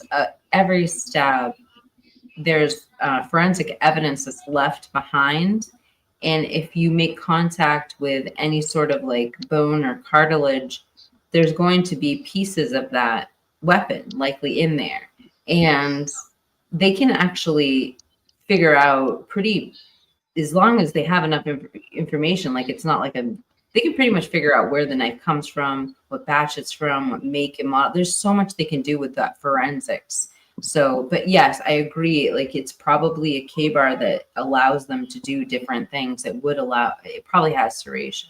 And, Well, and I could kind of explain that a little bit for you guys. I don't know if you guys know, but I was actually attacked and stabbed in the side of the neck twice, and I had 2 major surgeries on my neck with skin grafting and all kinds of stuff. But they were able to bring in a few different versions of the weapon they felt like was used, and then they would be able to compare not only the stab patterns based upon those types of weapons, but then they could also get flakes from the weapon used and then compare the flakes to the manufacturing of blades and different things. So it's very interesting how they're able to line that stuff up, but they were able to figure out who attacked me, even though here I am just with 2 gaping holes in my neck. They were able to figure out, based upon their research and things that they did, what type of weapon and the exact model and the exact everything. And then when they found that weapon, after figuring out what type of weapon it was, they were able to search for that weapon and find it in somebody's possession. And then they were able to do even more testing and confirm that was exactly the weapon used, even though it had been dumped in bleach and all kinds of stuff. And so it was pretty amazing the work that they're able to do. And the FBI definitely has the technology to do very, very high tech stuff. So. Actually, oh, I'm sorry. I didn't realize you were bringing up comments. I thought K-bars were serial numbered or registry numbered or something identifiable. Well, I mean, that would help, but it also at the same time doesn't help when you can't find the murder weapon. And I still raise the question, and I don't know how many people think or talk about it, but I still feel like they found the murder weapon. I think it was left in the house. I don't think they were looking to figure out whether it was a K-bar or not a K-bar. I think when they were doing their warrants, they were trying to figure out who purchased that exact K-bar that they found. Yeah. And the reason why I feel that way is we have no description from a surviving roommate to watch the person walk out of the house of any big blade in their hand. I mean, I guess if they utilized that and said, man, you know what, I want to give you a better description and I want to tell you a better story of just why I was unable to be able to pick up the phone. I was legitimately scared for my life because I saw this massive knife in this person's hand walking out my door that was just dripping with blood evidence. I knew my roommates were in big trouble. But do we know whether or not this? Because all we've seen in the PCA is the fact that she gives a general description of him. 5'10" or taller, athletic build, not muscular, bushy eyebrows, and she does mention him wearing a face mask, but it doesn't mention anything about what type of clothes he had on or a knife in his hand. Or Well, he could was that clad in be black. yeah, I clad in mean, black? so if you could give that personal description, and Kiki, I know you were trying to get your thoughts in here too. I'm sorry I cut you off there real quick, but we do know what she thinks he was wearing. It was clad in black with a face mask, with bushy eyebrows, and she gave a height and a weight and an athletic build. And you're telling me she wouldn't have said he had this freaking just knife that was a monstrous knife that he was holding tight? And no, I mean that would have been the first thing she would have told him. Yeah, I mean, it's a good point. Or they could have just left it out of the PCA, just like they're leaving out Bethany's testimony. And there's so much, I feel like there's just no way Dylan didn't hear more that they didn't put in the PCA. And I just feel that wholeheartedly from the little pieces of believable evidence. The three things I brought up: outdoor ring cam, the statement from the Chapins, and the statement from the biohazard that cleaned up. I want to go back to, this is a perfect segue to something I wanted to talk about, we didn't get to. When Truth Exposed was talking about somebody screamed and it might have spooked the perpetrator for them to leave, I think I wanted to elaborate on some of the indicators that you brought up. And one of the things that you didn't say much about, but I think we've talked about in many other live streams, is you talk about the one thing that makes you run or hurry up or change what you're doing or make a mistake is your nerves. Like if you think somebody's there, you brought it up, when you get scared, like that's when you're out. That's when you say no. Like it's a big part of it. And it's a good point that this perpetrator, from the moment they were leaving, was still calm. It's a cycle. It's an interesting point when you're profiling on like motive. It's an interesting point when you're profiling who's capable of this. But they remained cool enough to walk. That was the operative word. Walk by Dylan's room. And then Well, sorry, go ahead. No, I just wanted to dissect that real quick because, I mean, you're also talking about if someone yells up the stairs to shut the F up and it spooks him, well, wouldn't he have come down the stairs and ran straight out the back door? Why would he have ran into Xana and Ethan's room to commit 2 more homicides? I totally agree with you. And other than the fact that I actually can't, if somebody was to ask me to believe what I believe happened, I do believe that Xana and Ethan, or at least Xana, was attacked first, and then he didn't have to, but he went upstairs. So I am leaning towards the target was one of the 2 girls on the second floor, and I have, for different reasons, believe it might have been Maddie. Regardless, I shouldn't be speculating on that because I try not to do things like that. But my point is this: is I think that from what's said in the PCA, Xana was attacked first, because after the dog was playing and we hear there's someone here, the next thing was crying. And then Okay, so what?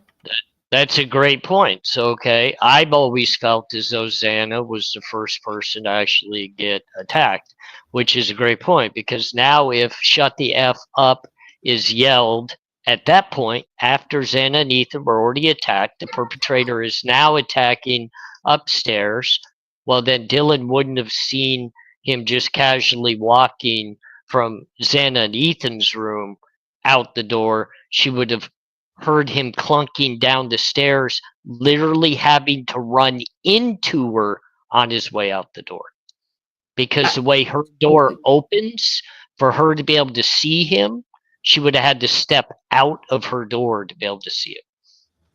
I totally agree, and I'm gonna say, like, the finish, like the full thought on that is, like, if she heard crying and then heard there's someone here and a struggle upstairs, that means that if he was past her door and at Xana's room and then came back, that means he went back to Xana's room. And so, trigger warning again, you know, he it sounds like he went back to finish the job because he heard crying too.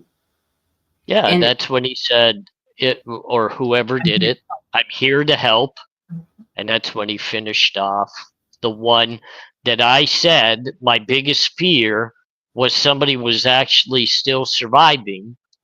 Well, that kind of shows proof that it's possible, because I don't think the job was finished on the first attempt and he actually had to come back, or whoever committed the crime, and finish it.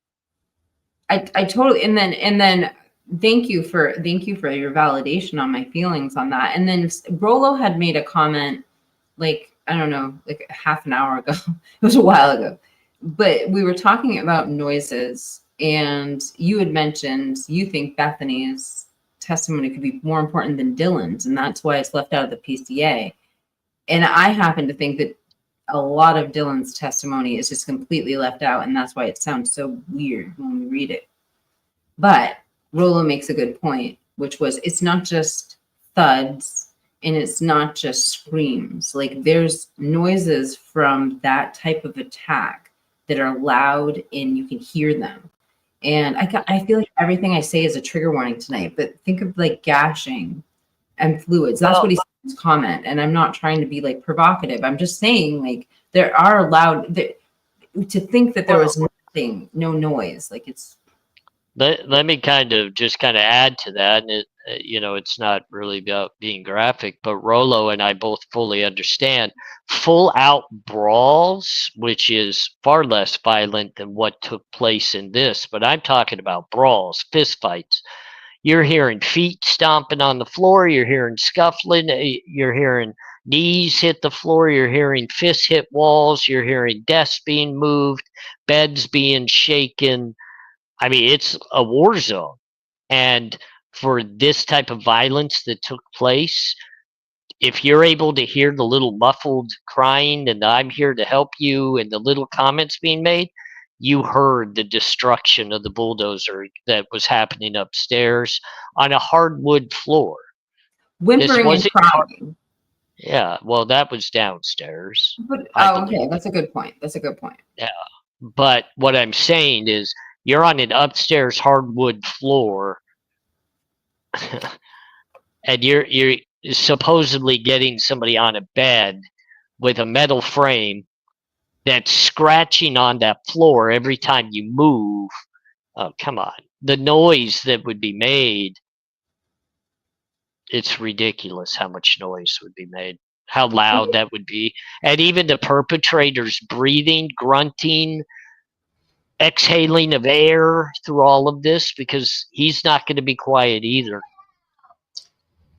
He's going to be releasing his emotion of what's happening. He's going to be releasing his frustration. He's going to be releasing his tiredness. Everything's going to be coming out of him as well. You're going to hear every bit of it. The panting, the puffing, the huffing. Yeah. And you don't think that the person that committed this said something to one of the victims while he was doing it? Yeah. Yeah. Yeah. You express yourself. Trust me. You express yourself. Rolo would agree with me. You tell him just how you feel while you're doing what you do.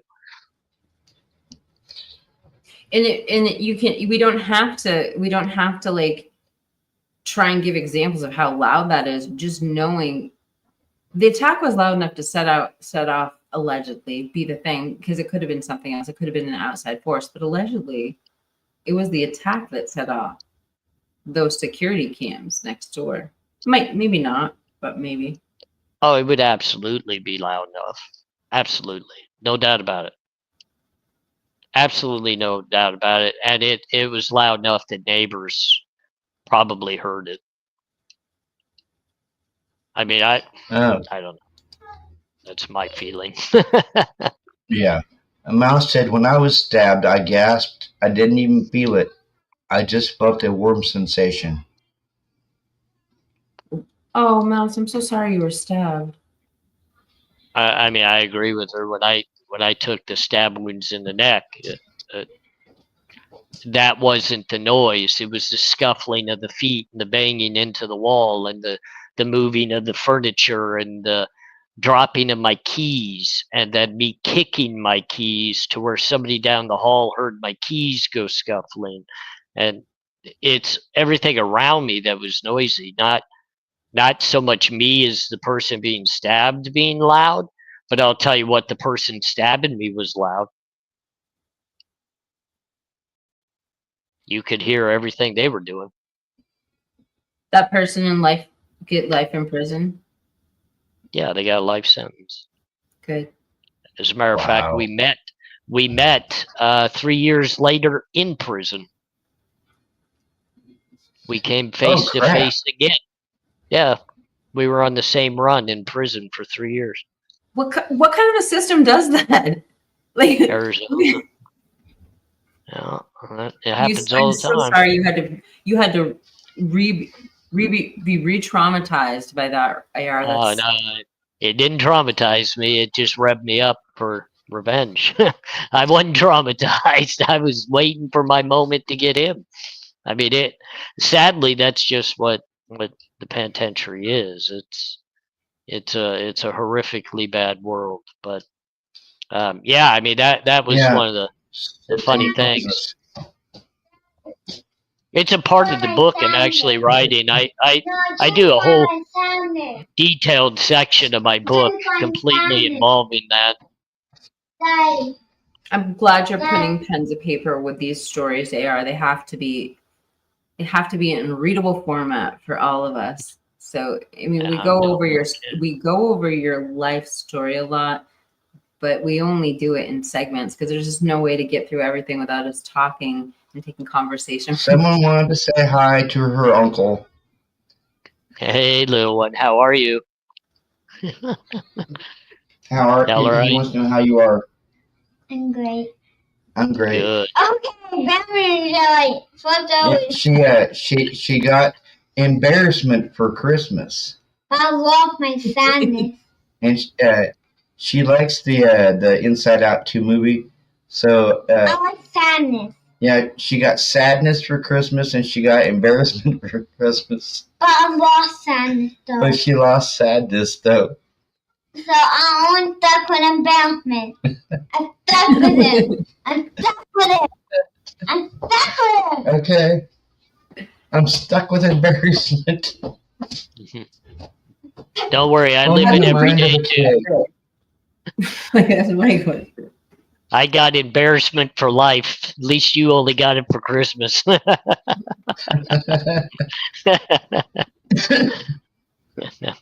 just want to know how she lost the sadness toy. Like, that's a big toy. Like, how do you? No, the sadness toy is about like that. It's about 12 inches. It's about either an 8-inch doll or a 12-inch doll. It's in her room somewhere. I went in to help her clean her room yesterday, and her toy box is like throwing up with toys. Yeah, her toy box is like overflowing, and I told her, I says, one of these days when you're at school, I'm gonna come in here and I'm gonna go through and downsize your toys. No, Daddy, no, I play with all of them. I'm like, yeah, no, you don't. Tell her I know how she feels. My wife keeps telling me she's going to come in and throw away all mine, too. Robert, I'm going to have to be jumping off the stream pretty quickly here. Yeah, I was getting ready to end the stream because we've been live for 2 hours and 8 minutes. Yeah, I was getting ready to say my piece, too. All right. Well, before I end the stream, AR, let the crowd know what you got going on this week. This week, I have no idea what I have going on. I know on the 19th, Lucky and I will be bringing Pete back to the platform, so that should be a pretty exciting live, where all three of us get back together. I'm not ultimately sure what else I have planned. I'm sure something will come out of my mouth, though. It always seems to. What about you, Geeky? I have nothing planned. I don't know. I'm sure I'll do something, but hit that notification bell, and I just appreciate you guys tuning in tonight. I don't know. I hope my audience is here. I'll have something coming out. Yeah, quite. I've noticed there's quite a few people from your audience in our audience tonight. So Good. As a matter of fact, I might actually have both of you guys when Lucky and I and Pete go live. I might have each of you come up for a few minutes to say your hellos and join us. And if you guys want to say hello to Pete and Lucky while you're there, get some questions in. That way, you guys get to introduce yourselves to them as well, and maybe we can all get acquainted. Yeah, oh, that's cool. Okay. I'd love to. Kane B said, "Great live tonight, Robert and other two suckers." And the other And the two what? suckers. Yeah. Sucker one. Oh man, I love KB. I don't always understand him, but I sure love him. Yeah, I don't always understand him either. She wants to say something before we go. All right, have her send us off. Love you all. She said, "Love you all." I love you Love too, you baby. too. Yep. Everybody have a great night. I'm going to sign out. Everybody, please keep Tommy Jude in your prayers. Yes. Let's hope that we hear good news about him soon. And everybody stay healthy, please. We got the bad health covered. You guys stay healthy. All right. Everyone have a good night. And Kiki, if you can, stick around for a minute after the live. Okay.